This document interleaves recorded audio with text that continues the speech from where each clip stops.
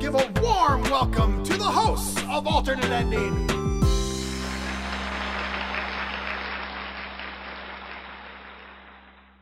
There we go. Hey. Oh, There he is. there's Grandpa. Grandpa. I've done so many of these back to back. I'm just like, why is this one? At least, you know what though? At least you didn't do the thing where like all of your audio's on and it does that like ear piercing thing that everybody's like, oh, it throws God. the No, I'm sure you've seen it all. It's just, what a weird time this is where it's like a junket, but you're home. I'm not wearing pants, but hey, I mean, we made it. You truly made it when, the press can come to you and you can. Josh, I tried to put jeans on yesterday, man, and it did not go well. So I'm back to sweatpants as well. You really are. That's good. Well, thank you for taking the time. I really appreciate it. All technical issues considered. Yeah, no, likewise. And congratulations on the launch of Scare Me officially October 1st on Shudder. We're big Shudder watchers. Little background for you. It's a Robin Carey here from Alternate Ending. Focus a lot on more kind of cinephile audience. Have our reviewer Tim Brayton, who does a lot of our written reviews, but we have a big horror contingent in there as well too. But Scare Me is really one of those combination films where you have mixed genres and really leans heavily in the comedy side as well too. Is that right? Yeah, that's fair to say. I've got comedy in my bones and have since I was a kid, but I was a fan of the genre before I did comedy, I guess you could say. I have an older brother and sister, 9 years my senior, and so they were, especially Rachel, my sister was watching stuff like everything Freddy Krueger and Jason, and Freddy Krueger kind of weirdly I think of as sort of a cartoon character. I mean, that's essentially what he is. He's he's a ghastly cartoon character, what he became kind of later in the series. So probably a horror fan first and a comedian from the onset, whether I liked it or not or knew it or not.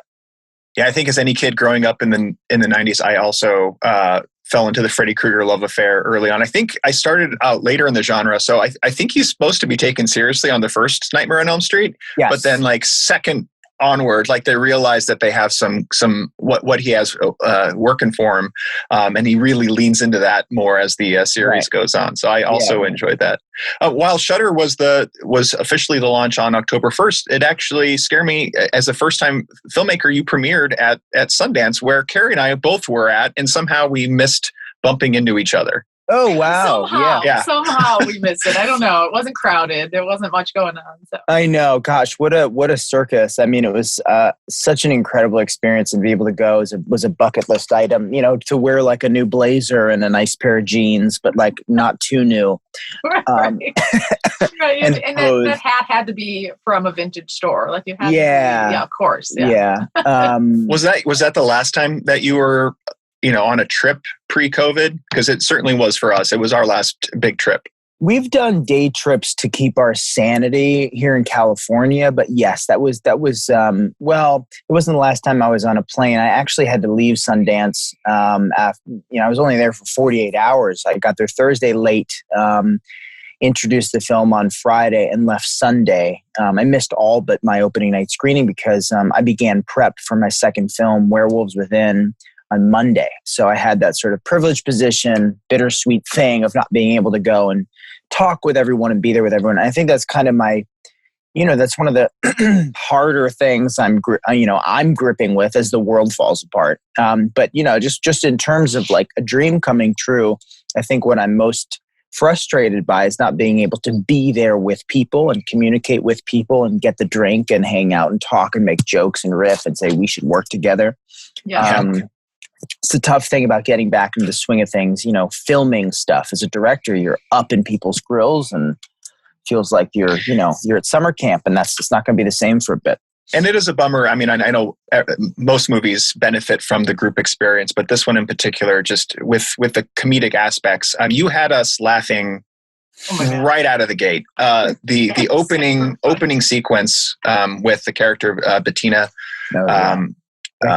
Played by Becky Drysdale she's just a scene stealer. She is. She was so unexpected, because you're thinking, oh, this sort of side character, that you're not going to see her much. And all of a sudden, again, like Rob said, we're just like, we have tears in our eyes. We're laughing so hard at her. And so I won't go into we're not going to go into spoiler territory, but I was happy to see her again throughout the movie. And so she was such a hoot. I think, just out of the gate for us, I like to watch these just cold. I like to go in. I don't want to know anything about it. I want to go in and just sort of like let the movie wash over me. And for me, like you said, we've already said the comedic balance here of comedy and horror, like we were so into it. I was so into it. And I realized I was into it because so as you guys are doing the scary storytelling, as you guys are doing that, so how do I even break this down to say, so like as Fanny, as an example, is telling you her scary story, and then you do the like really hard break at comedy where it like ends, and I would look at my face, feel my face, and it looked exactly like yours. Like my mouth is draped open, my eyes are saucers, and I realized I've been totally into this horror story myself. And then it's like, oh, my heart slows down a little bit, and I realize like, oh, it's just a story. Like, and all she was doing is standing in space, right, and using her voice, and using her voice, and then something else we'll talk about in a little bit with the sound effects. But I should set the table as well too. I mean, the Scare Me centers around the characters Fanny and Fred, who are strangers, both on a writing retreat individually at cabins, and the power goes out, and they get together and decide to tell each other scary stories. It's a scare off. Yeah, it's a scare off, essentially, and interesting things kind of go from there. When you were writing this, both as the writer, director, and starring in it as well too. But when you were writing this, did you have the idea to have it be intimate? Because I feel like this is the perfect movie to start with as a feature, because there's so many more controllable elements. You have a smaller cast. It's a very intimate story. Almost a single location, if you will. Did you have that in mind going in, or did the story write itself? And then I didn't know what the process was like.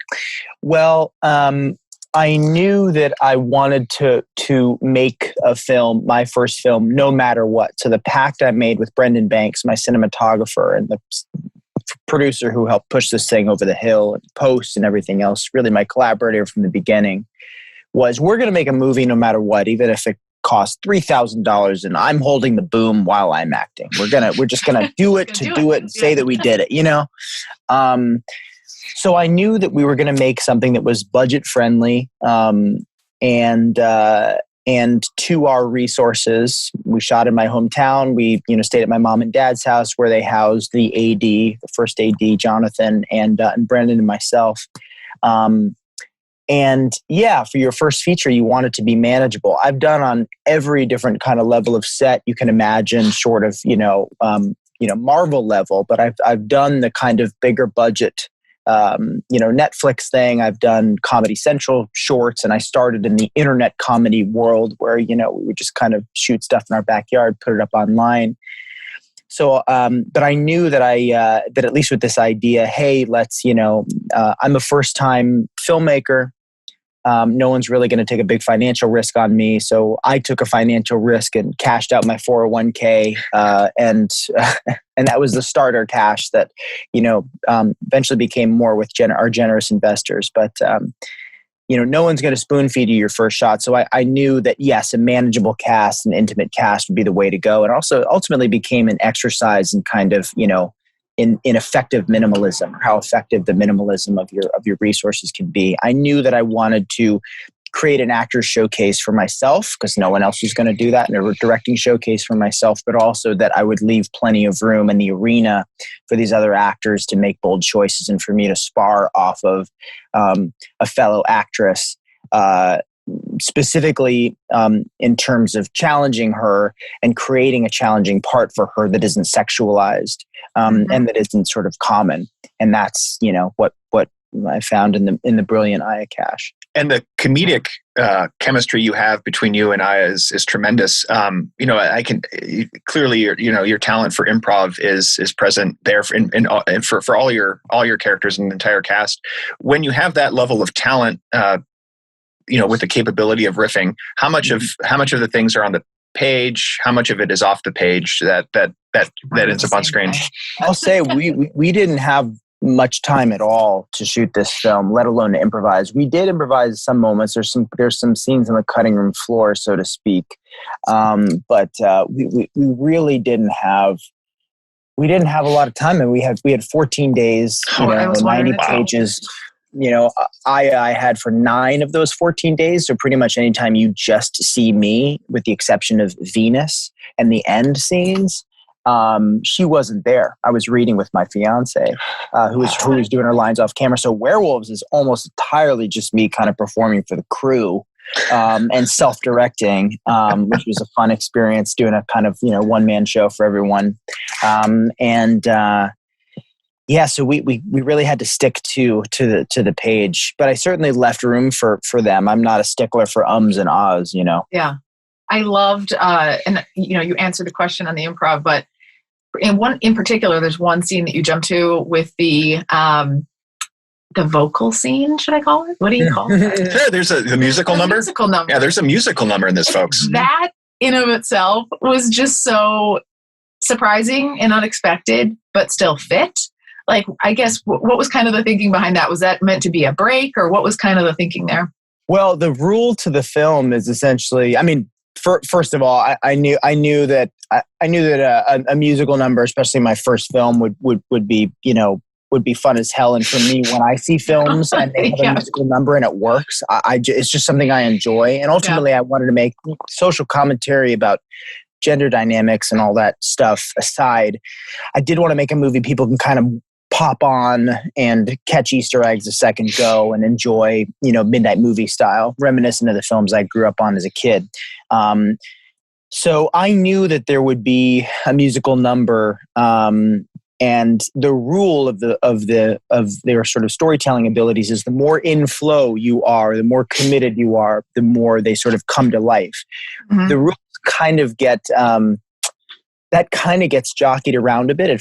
I think personally it's a little intermittent, and that's just kind of, the scrappiness of the film and how fast this thing got made. But I do think it sort of works in context that by the time Carlo comes into the picture, the power of 3 riffing to create something actually literally becomes transportive, justifying them. Okay, we're truly escalating, at the end of Act 2, beginning of Act 3. They're literally transporting somewhere else because of the creative power and the power of the creative process.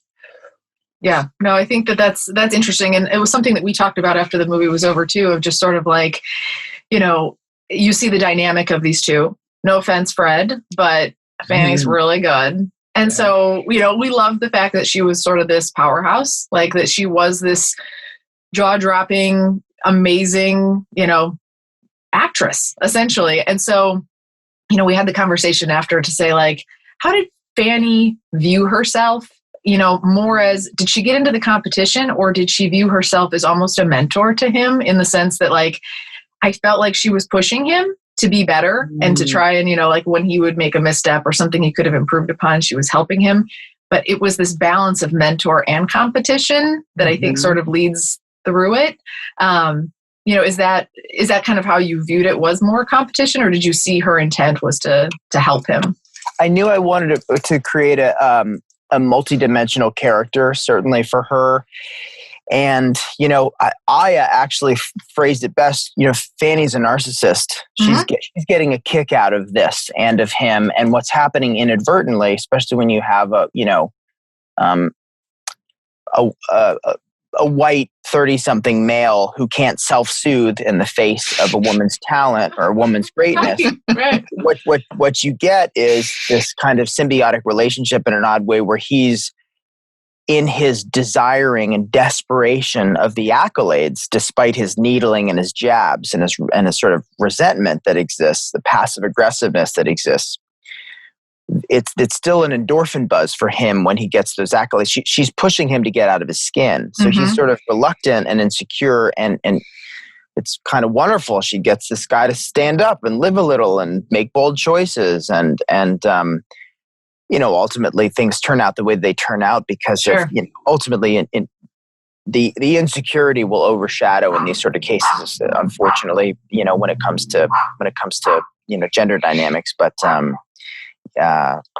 yeah, I didn't quite think of it any other way than that. I'm glad I'm glad you thought of it that way. Yeah, we definitely did. And Carrie had to bring that to my attention too, because I found both characters, because I don't know as an audience surrogate or as the, who's the protagonist here, because I'm kind of leaning towards Fred, because also Fanny is a little bit, as you mentioned, narcissistic. But when viewed under the lens of like, she's actually trying to support and almost do a writer's workshop for him to get him out of that comfort zone. Like my perception of her changed when you brought that to my attention. I know. She's complex. Mm-hmm. So. Yeah, she is. Yeah, they both are. They're both not perfect, Fred, originally when I wrote this movie, Fred was a light switch psycho. And then the producer we talked to suggested it's not like that. It's not gray area. Women find themselves at the end of the night in a situation where they don't know whether a guy, after he's had a few drinks, is going to take a swing or make a move or kiss her or is just roughhousing. And I think ultimately that's what it is. It's that roughhousing that goes a bit too far. And, reality is starting to meld with, with fantasy and imagination in that kind of toxic way. They're kind of both at fault, needling each other. Yep. Yeah, I feel that. Exactly what you just described is exactly how the movie made us feel, just that sort of balance of tiptoeing on reality a little bit, and I think it does that really well. So, yeah. And I think most campfire stories have these fable-like qualities, where there's like a specific takeaway message. And since Scare Me is really multiple campfire stories within a campfire story, is there a particular message that you're looking that the audiences take away with, or like what's the fable there? Well, I don't know if there's much of a fable. Sorry, my neighbor's dog is like a little Cujo and very, very loud. No, you're fine. We've got our dog beneath our feet because she goes nuts when we're not around. Yeah, she's probably way better behaved than little Daisy Cujo. I didn't set out to make something that was ham-fisted by any means, or that had too much of a that didn't ideally have people, ultimately have people kind of leaving thinking, man, what a preachy Me Too film. I ultimately, this was like, I want to make something again you can kind of pop on and enjoy and have fun and rewatch and pick up on Easter eggs and the like. So my greatest hope is that people will have an escape, or that I'll provide an escape from the realities and the horrors of today. But also if there's a conversation people will have rather than, fable comparisons. I love the Red Riding Hood comparison people made. I just knew I love the visual of the, Fanny's Red Hood. There's a werewolf tail and Fred could theoretically be that.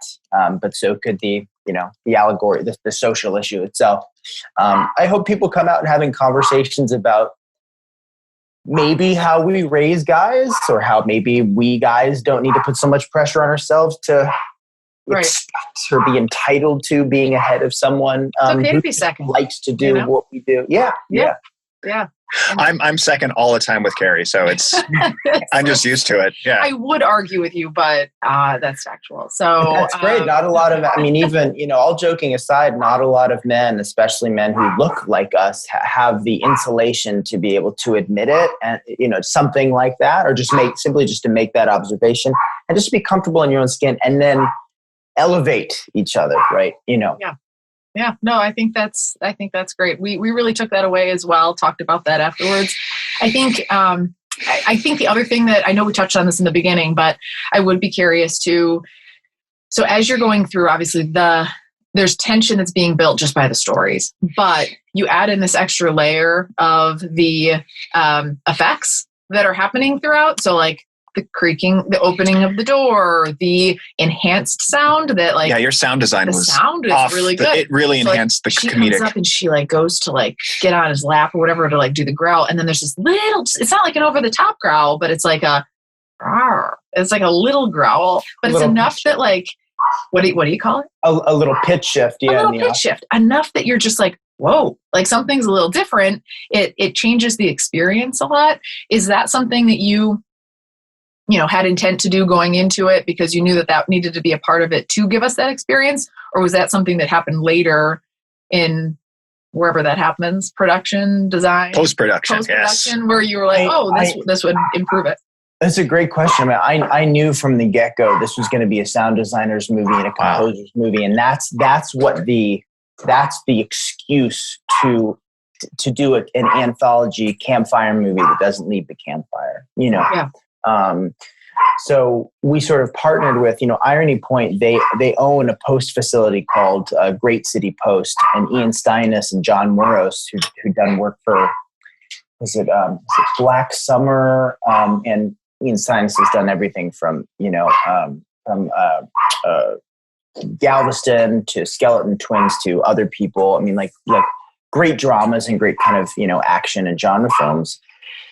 They, even though this is a tiny film, they sort of came aboard to go like, oh, this is different. This is something different than we've ever done. Like, hell yes. And my job was to not make it too noticeable. So so that it wouldn't take you out of the story. So they still kind of existed in the house. Yeah. And that was the fun calibration there. But not that I recommend people, turn off the screen and just listen to it orally, but because you'd miss out on the physicality that you bring to this. See for its face. Yes, you do. It's a story. But if you just played the audio from it, it would be it would creep me out. It's very visceral. Yeah. It's I wonder if there is. Yeah, you guys, you're not the first to mention that. I wonder if there's kind of the radio play special, the version that we just released for people to, the audio that they just listen to and just pop in, and just see what people's experiences. Yeah. Well, it's a fantastic film, deserving of all the accolades it's getting. The premiere at Sundance as well as being now on Shudder. We were so thankful to have this opportunity with you, Josh, and we look forward to all of your future work as well. You mentioned Werewolves Within. I see that it's in post-production according to IMDb. So hopefully, we get to see that premiere once we can be in a group setting. I would love to get a chance to say hello to you at our next trip to Sundance. If that would be wonderful. It was a total pleasure, and we can hopefully do it again on the other side of normalcy and prosperity, or on a side where both those things exist. And, we hope so. It'd be a good time. Cool. Yeah. Thanks so much, Josh. Appreciate it. I really appreciate it. All right. Take care. Take care.